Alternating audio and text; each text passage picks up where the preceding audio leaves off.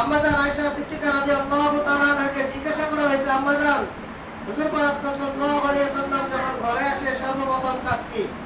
হযরত আম্মা জান আয়েশা সিদ্দিকা রাদিয়াল্লাহু তাআলা আনহা বলেন, আল্লাহ রাসূল যখন বাইরে থেকে কখনো ঘরে আসে সর্বপ্রথম তার কাজ হলো মেসওয়াক করা। সুবহানাল্লাহ। সর্বপ্রথম কাজ উনি মেসওয়াক করতেন। হযরত ওমর রাদিয়াল্লাহু তাআলা আনহু উনি সিঁথারের কাছে মেসওয়াক রেখে দিতেন, বালিশের কাছে। উনি যখনই রাতে জাগনা পাইতেন তখনই মেসওয়াক করতেন।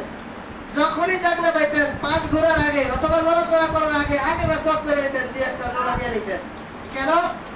হযরত ওমর রাদিয়াল্লাহু তাআলা আনহুর শানে বলা হয়, হযরত ওমর রাদিয়াল্লাহু তাআলা আনহু এমন একজন সাহাবী, আল্লাহর রাসূল যা করছেন হুবহু ওমর রাদিয়াল্লাহু তাআলা আনহু তা করছেন। সুবহানাল্লাহ। হযরত ওমর রাদিয়াল্লাহু তাআলা আনহু